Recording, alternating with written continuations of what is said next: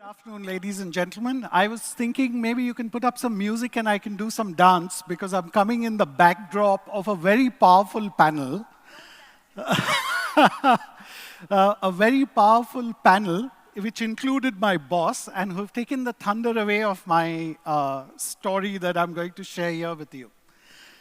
Well, to be honest, I don't really need to share things with you because when the panel was sitting here, they were giving you testaments of how we as DP World have partnered with you, how you have benefited from it, and there is nothing more to say.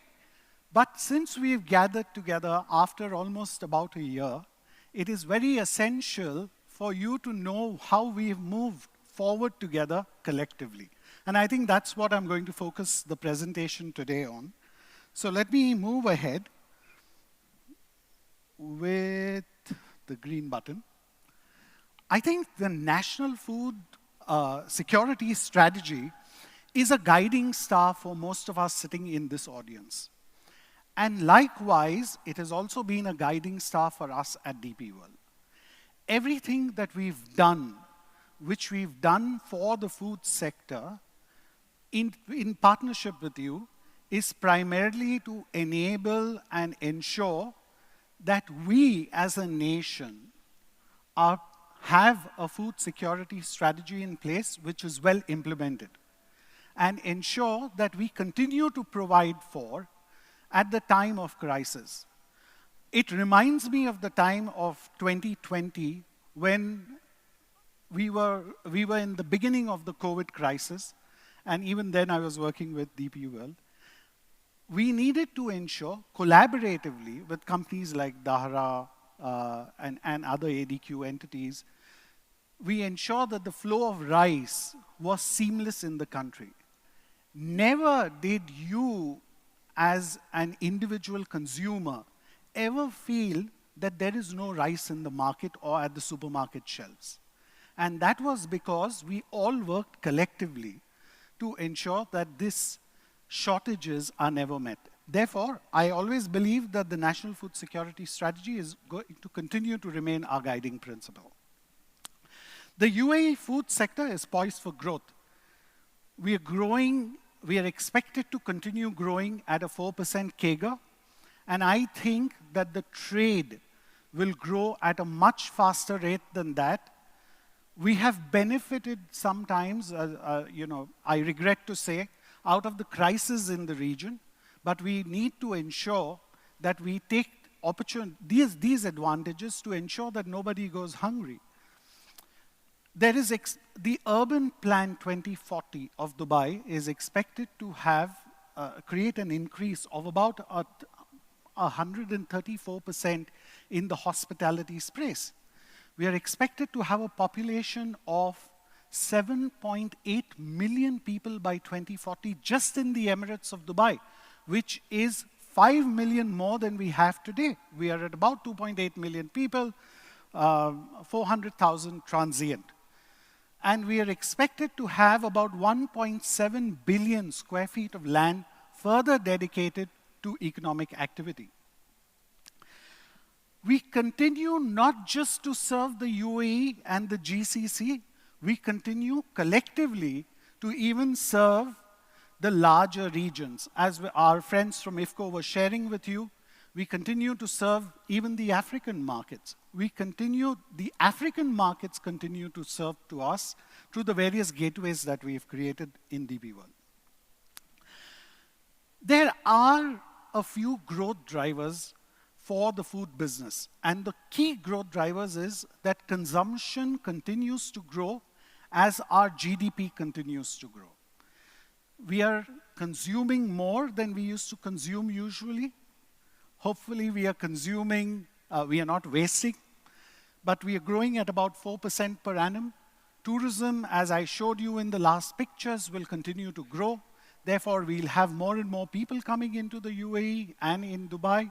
And therefore, we will need to serve those people.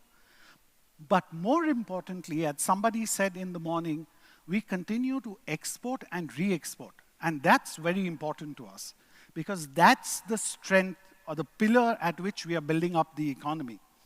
And last but not the least, the markets are expanding their product offerings. So we'll continue to bring in newer products into the market, probably newer players into the market.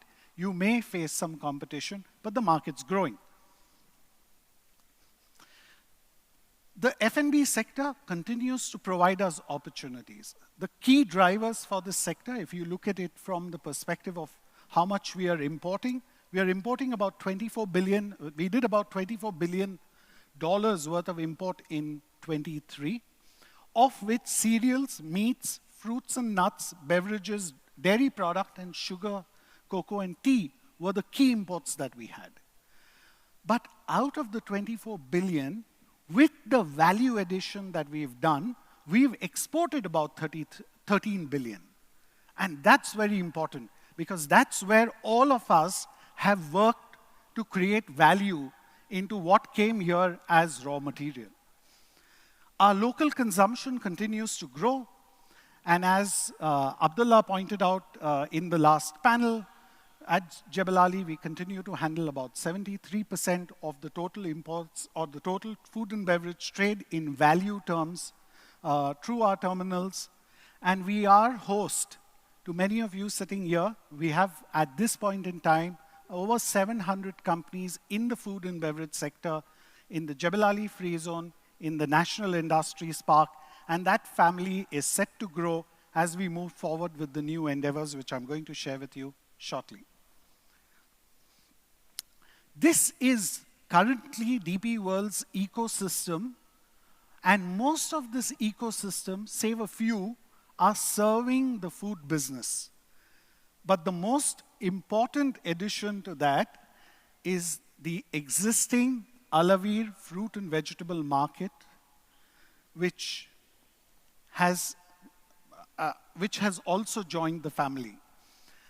The Jebel Ali terminal, which also Abdullah referred to, particularly the agri terminal, continues where we have the largest facility for sugar, a large and growing facility for oil, meaning edible oil, and we have the addition of cereals and pulses, which are getting added through the agri terminal investments that we are doing that we've done in the recent past.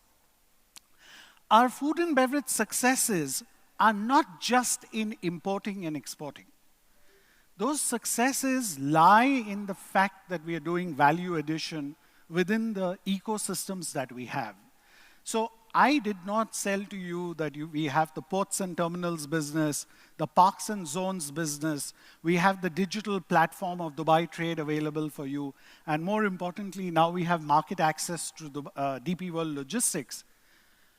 But each of these enablers are facilitating and helping you create value in various parts of the food business, including tea processing, sugar, canned produce, chocolates. We even have a fish farm in our economic zones businesses, and of course the snacking businesses. This morning we had one of our partners also, you almost saw him virtually here. In the recent past, we've had several initiatives that we've taken in partnership with various organizations to ensure that we strengthen the value chain of the food businesses. Some of which my CEO just spoke about, the $150 million that we've invested in the agri terminals. We're developing a cold chain logistics hub to ensure that cold chain integrity of the food is maintained. I don't have to tell you how important that is becoming with the climate change that is taking place. While we are doing and creating more and more cold chain footprint, we are also ensuring that we are becoming more and more sustainable as DP World. And last but not the least, developing the world's largest logistics center for food trade, which I'll talk a little bit about as we move forward. On July 10th of this year, His Highness entrusted DP World with another responsibility to ensure the operations of, or smooth operations of the fruit and vegetable markets in the Alavir area, or Russell Khor area as you know it. We have been up for that challenge, and with an additional responsibility of ensuring that we become one of the largest markets in the world, and that can happen with your support. Many of you are participants of this market, and collectively, inshallah, we will not just grow because we are going to consume more, but we will grow because we are going to export more, and we are also going to re-export more. So just to give you a flavor of what's happening in the market today. Today, the market has about 350 traders. We do about 2.3 million metric tons of fruit and vegetable trade through this market. It captures about 53% of the UAE market, and then one would wonder, where is the rest of the produce going? A lot of it is sitting outside the market because the market today does not have adequate capacity. We have about 184 wholesale outlets and many other combinations of various kinds of facilities in this market. But these markets offer us a lot of opportunities where we will partner with you to improve. Improvement of the infrastructure, creating multi-category facilities so we are no longer a fruit and vegetable market, but serving the needs of what the customer in the HoReCa business is looking for, what the institutional business is looking for. He just doesn't want to come and pick up his fruits and vegetables, but he wants to ensure that he gets his meat supply, he gets all his dry goods supply from this market. It will have increased transparency, and of course, it's going to have a new digital, it will have a lot of new digital services. Many of you who are using them would have noticed that some of them got enabled yesterday. The fruit and vegetable market is also expected to grow quite well. We expect a CAGR of about 4%, and by 2030, we think that we will be at about 4.6 million metric tons of fruit and vegetable trade. And this is, of course, for the reasons that I shared with you earlier. But more importantly, because we will also play a role collectively with you to ensure that we are doing a lot of value addition to these products for the purpose of exports as well as re-exports. Just to put things into perspective, and I think Abdullah mentioned some of these numbers, we are 85% of all fruit and vegetable consumption we are importing.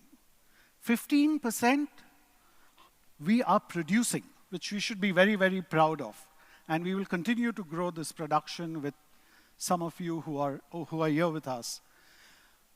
Out of this, we are consuming 65%, but more importantly, we are re-exporting about 35% to key markets like Saudi Arabia, even India, Kuwait, Oman, Yemen, Pakistan, etc.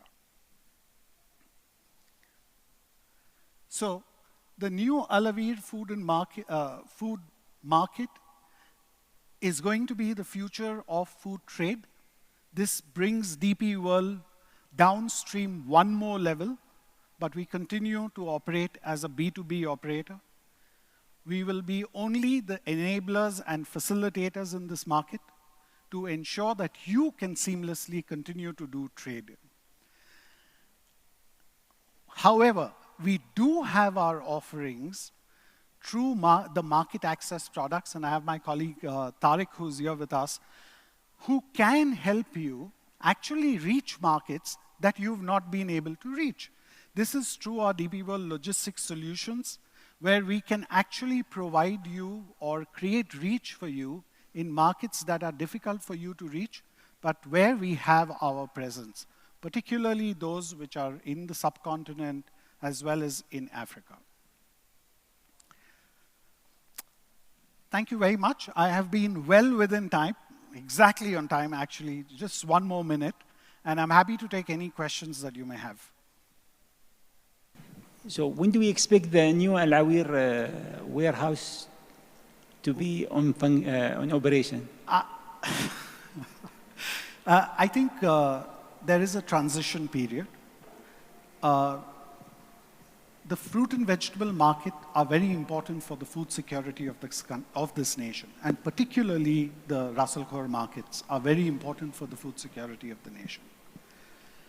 You cannot just do anything without first improving the infrastructure, ensuring that we create higher enablement and higher trade. But for sure, over the next 3 years, you will see a lot of change. Okay.